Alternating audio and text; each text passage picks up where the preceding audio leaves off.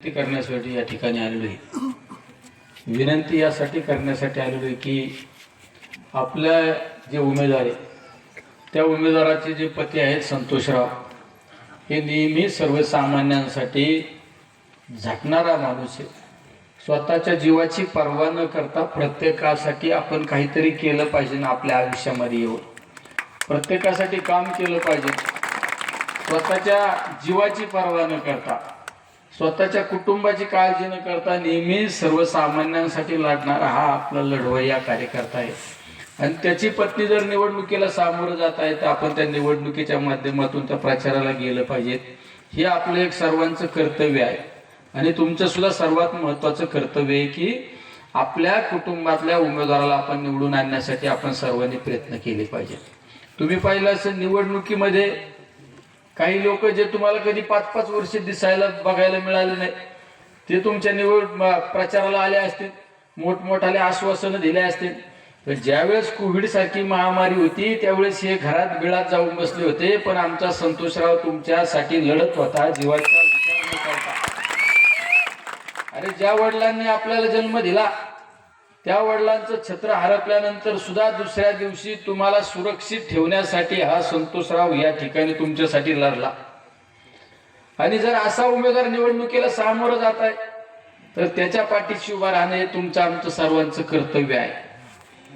तुम्ही खऱ्या अर्थाने अशा उमेदवाराला विचारायला पाहिजे होतं, ज्यावेळेस संकट आलं त्यावेळेस कुठे गेलते तुम्ही?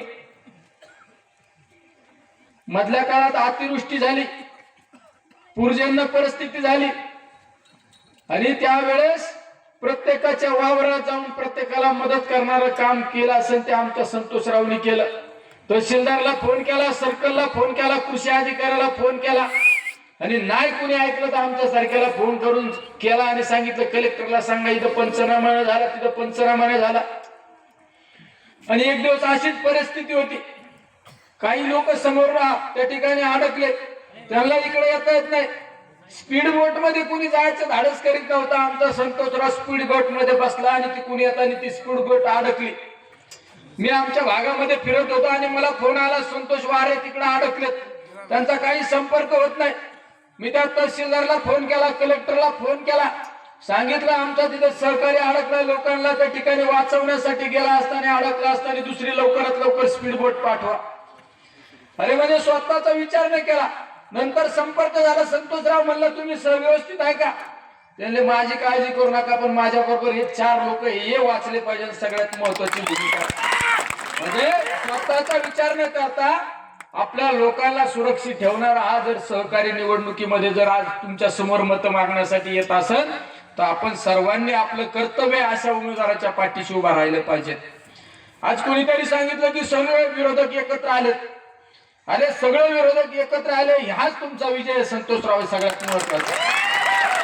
आणि ही निवडणूक कुणी सांगत असेल धनशक्तीच्या विरोधात, आज आमच्याकडे धनशक्तीची ताकद आहे, पण या पांडे गटातली निवडणूक ही धनशक्तीच्या विरोधात जनशक्ती अशी निवडणूक पाहायला मिळाली आहे। हे सर्वसामान्य लोक आहेत सगळे, या प्रत्येकाचा चेहरा एक सांगून जातो की तुम्ही काळजी करू नका, या गटातले 3ही उमेदवार तुतारी वाजवणारा माणसाचे 3ही उमेदवार भरघोष मतांनी निवडून येतील।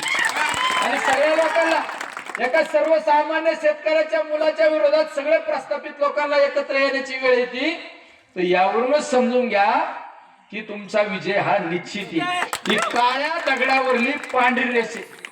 ठीक आहे, तुम्ही लय आज विकासाच्या गप्पा मारित असतात, अरे तुमच्या समोर कारखाने एवढे मोठाले बंद पडले, ते चालू करा आधी, ते चालू करा ना। तुम्ही लोकांना आश्वासन दिले ते चालू करा, मग इकडे निवडणुकीमध्ये लक्ष घाला। पण याला काही घेणं देणं नाही, फक्त आम्हाला सत्ता पाहिजे, आम्हाला बाजीराव म्हणा, आम्हाला मोठं म्हणा, एवढंच काम आहे लोकांचे। पण हा आमचा संतोष 365 दिवस 24 तास 365 दिवस लोकांसाठी झटतो बिचारा। ज्या ज्या वेळेस आमच्या बरोबर असतो त्यावेळेस फक्त त्याच्या डोक्यात एकच विचार असतो, माझ्या भागातला माणूस, माझ्या भागातल्या माणसाला ही मदत मिळाली पाहिजे, ती मदत मिळाली पाहिजे। अरे एखाद्याचं कुपन नाही मिळालं तर हा माणूस तहसीलदारकडे जातो, तहसीलदारला सांगतो कुपन काढून द्या।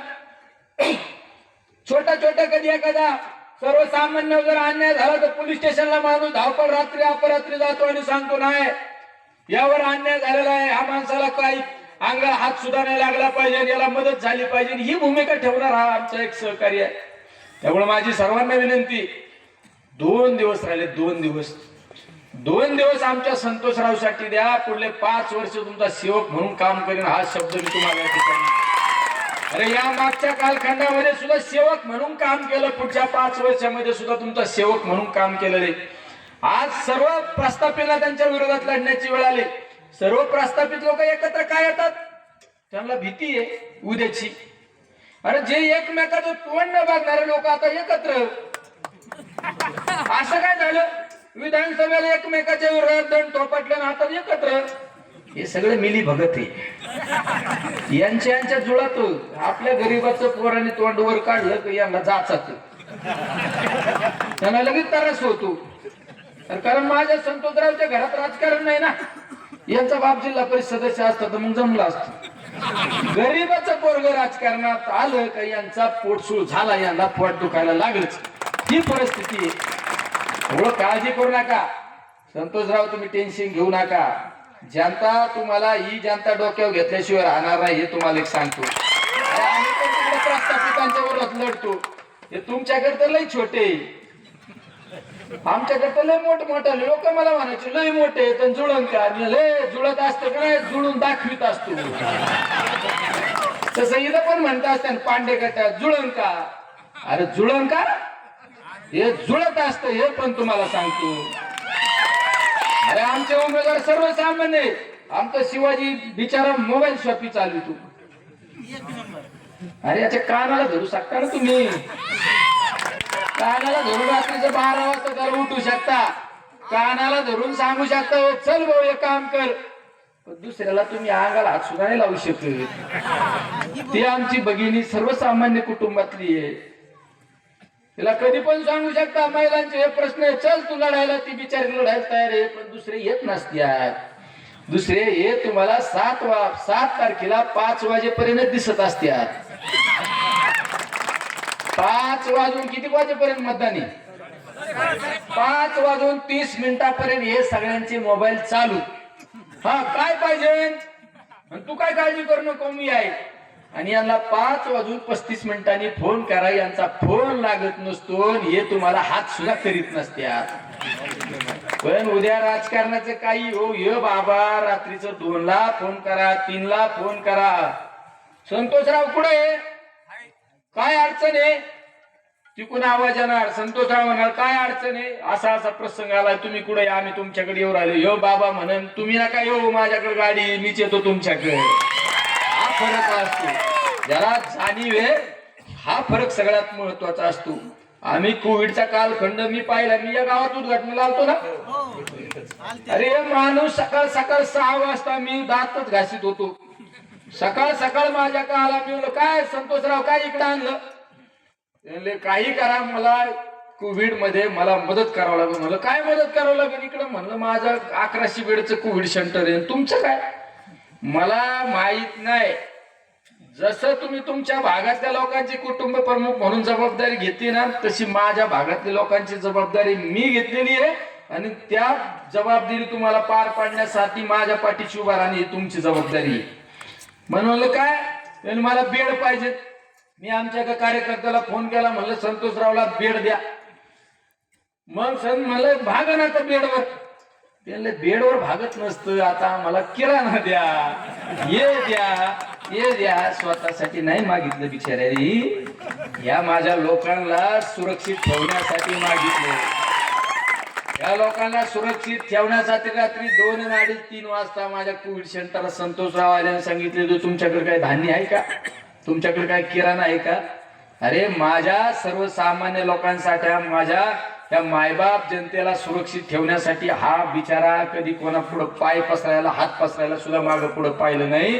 फक्त त्या मागे ध्येय नाही तर राजकारणी लोक फक्त स्वतःसाठी स्वतः काय मिळत यासाठी काम करणारे लोक असतात. पण माझा संतोषराव हा सर्वसामान्य लोकांसाठी त्या ठिकाणी जीवाची पर्वा न करता लढणारा माणूस आहे. त्यामुळे अशा माणसाच्या पाठीशी उभं राहिलं पाहिजे. त्यामुळे माझी तुम्हाला सगळ्यांना विनंती, 24 तास 365 दिवस चालणार आहे रसायनी, हे जपण्याचं काम तुमचे. ठीक आहे आम्ही येऊ सभा करू, पण बटणं दाबू शकत नाही ना आम्ही. बटन तो हम नहीं दाबा सकते ना, बटन तर आपल्याला दाबावं लागणार आहे. तर बटन कोणाचं दाबायचं? आपल्या माणसाचं, तुतारी वाजवणाऱ्या माणसाचं दाबायचं. आणि कधी पण निम्या रात्रीचं काम धरून सांगायचं हे काम आहे, तो माणूस बिचारा तुमच्यासाठी पळून. त्यामुळं ही निवडणूक धनशक्तीच्या विरोधात जनशक्ती, आपल्याला ही अशी निवडणूक पाहायला मिळणार आहे. त्यामुळे माझी सर्वांना विनंती, ही संधी सगळ्यांसाठी महत्वाची आहे. हा उमेदवार दुसरा तिसरा कोणी नाही, हा उमेदवार तुमच्या घरातला आहे. ही उमेदवार भगिनी तुमच्या घरातली आहे. कधी पण अडी अडचणीला तुमच्या पाठीशी उभा राहणारी माणसं आहे. तर राजकारणामध्ये दोन प्रकारचे वर्ग असतात. एक वर्ग असतो राजकारणातून सत्ता आणि सत्तेतून संपत्ती आणि स्वतःची प्रतिष्ठा मिळवणारा एक वर्ग असतो. पण माझे हे सर्व तिन्ही उमेदवार राजकारणातून सत्तेत यायचा आणि त्या सत्तेचा हिस्सा माझ्या सर्वसामान्य लोकांच्या झोपडीपर्यंत विकासाची गंगा पोहोचवण्याचं काम करणारे हे आमचे सहकारी आहे. मला अशा लोकांच्या पाठीशी उभा राहणे कोणाचं कर्तव्य? तुमचं आमचं सर्वांचं कर्तव्य आहे. तुम्हाला सगळ्यांना सांगतो, एवढं सर्वांनी येत्या 7 तारखेला आपल्या जीवाभावाचा माणूस, आपली काळजी घेणारा कुटुंब प्रमुखाच्या पाठीशी उभा राहणार का नाही? तुम्ही हात वर करून सांगा बरं. तू ते ग्रामस्थावर लय माझी जबाब भिजते बर का. तुमच्या हात जोडून पाया पडतो. आणि विकास कोणी सांगत असो ना आमचं सरकारी आम्ही हे आणू ते आणू, मी संतोषरावचा भाऊ म्हणून तुम्हाला सांगतो, तुम्हाला कधी अडचण येऊन जाणार नाही. आणि आमचा हात खंडाईल. हे बाबा तर रात्री अपरात्री फोन करतो, हॉस्पिटलला हे पेशंट आहे, इतक्या लोकांची बिलं कमी करायला लावितो, इतक्या लोकांची बिलं कमी करायला लावितो. मग आता तुमची जबाबदारी नाही का? त्यामुळे तुमची जबाबदारी तुम्ही पार पाडणार ना. तुम्ही कामाची काळजी नका करू, मी आहे ना. मी खासदार म्हणून नाही आलो इथं, यांचा भाऊ म्हणून ये तुमच्या समोर आलो. ज्यावेळेस भाऊ म्हणून येतो ना, एवढेच भावाची जबाबदारी घेण्याची जबाबदारी सुद्धा भावाने घ्यायची असते. खासदार म्हणून जबाबदारी मी घेत नाही इथं. माझ्या भावाने जे जे शब्द दिले ना, ते शब्द पार पाडण्याची जबाबदारी माझी असून हे तुम्हाला या ठिकाणी सांगतो. तुमची सगळ्यांची जबाबदारी काय? मी याला कोविडच्या कालखंडात तुम्हाला वाचवण्यासाठी पोत्र्यात आलो. आणि आता हे धुळी घेऊन आलो तुमच्याकडे. हे मत टाकणार का नाही? हात वरकारवर कोण कोण मत टाकणार? तिकडले पण टाकणार. ते तुमचं काय अडचण आहे का तुम्हाला? तिकडले अरे जरा करा ना मदत. तिकडं कडला बघ ना. ते तुम्ही ऐकायला आले का मत टाकायला आले? हे झेंड्यावाले तर पक्के इकडले. इतका जोश आहे ना, हे लोक काही विकत आलेले नाही, हे मनाने आलेले आहेत. हे 7 तारखेपर्यंत 5 वाजेपर्यंत तुमच्या मागे येणार आहे ती सगळी. 7 तारखेला 5:30 नंतर तुम्ही यांच्या मागे येणायचे, हे का नाही? गुलाल घ्यायला नाही, तुम्ही तर गुलाल घ्यायचा, पण गुलाल घ्यायला महाराष्ट्रात पुढे काय होईल त्यापेक्षा गुलाल घ्यायला मी सुद्धा पांडे जिल्हा परिषद गटात असणार आहे. पांडे जिल्हा परिषद गटात गुलाल घ्यायला मी असणार आहे. कामाच्या बाबतीत काय काळजी करू नका. जेवढ्या केंद्राच्या योजना आहे, मी असू, तुमचे भैया असू, धैर्यशील भैया तुमचं एकदम हुशार खासदार आहे. त्यामुळे भैयांनी असतो 2 खासदार तुमच्या बरोबर असलं काय गरज आहे तुम्हाला? कोणीतरी सांगून अमुकचा फोन आला आणि तमुकचा फोन आला, हे फक्त भूक्षेत्र निवडणुकीपुरते. 4 वेळा भागलं नाही का? काहीच भागतच नाही. 4 वेळा लोकांनी घरी पाठवलं. आता वरून खाली येतात का कुठं? अरे काय असं असतं, माणसाने टप्प्याटप्प्याने वर जायचं असतं. मी नाही का आमदार झाल्यावर म्हणजे आता नाही आमदार, आता डायरेक्ट खासदार. तसं काही जण खाली आले मग अजून खाली पाठवायची जबाबदारी कोणाची? डायरेक्ट घरी. सगळ्यांचा नाद करा, पण आमच्या पांडे गटाचा नाद करू नका. हे आता तुम्ही ठणकावून सांगायचं. आता सगळ्यांनी एक स्टेटस ठेवायचं. स्टेटस सगळ्यांचा नाद करा, पण आमच्या पांडे जिल्हा परिषद गटाच्या तुतारीच्या उमेदवाराचा नाद करायचा नाही. हे सगळ्यांना एका भाषेत सांगायचं. हे सांगण्याची जबाबदारी कोणाची? आणि पोत्रेकरांची तर जबाबदारी. पोत्रेत काय संतोषराव, हे येताना लय फुकटा होता रस्त्याला. हे निवडून आल्या पहिलं कॉन्क्रीट करून द्यायचं, पहिलं कॉन्क्रीटीकरण करून द्यायचं, आणि जेवढ्या केंद्राच्या निधी असेल ना ती सगळी आणायची जबाबदारी माझी. अजून काय पाहिजे तुम्हाला? फक्त एकच, आमचं मागे तळ्याचं पाणी नेलं. अरे भाऊ, मला जसं कळत आहे ना तसं इकडे आलं का मांगीचं तलाव. अरे नेमकं गुतलंय काय त्याच्या? निवडणुकी पुरतच लोक वापरून घेतात. विधानसभेतून राम शिंदेनी पाणी नेलं, बरोबर? मग मागे तळ्याचं पाणी आम्हाला करू नको काळजी करू. तुझी आणि माझी सेपरेट मीटिंग, त्याच्यावर सोल्युशन आपलं वेगळंच.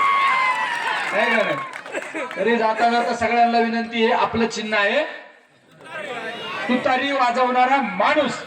येत्या 7 तारखेला असं काय तुतारी वाजवणारा माणसाचं बटन दाबा तर 9 तारखेला आवाज डायरेक्ट सोलापूरच्या जिल्हा परिषद मध्ये घुमला पाहिजे. हे त्या ठिकाणी विनंती करतो. असं काय बटन दाबा तुतारी वाजवणाऱ्या माणसाचं तर करमाळ्याच्या पंचायत समितीचाच आवाज घुमला पाहिजे. हीच या ठिकाणी विनंती करतो.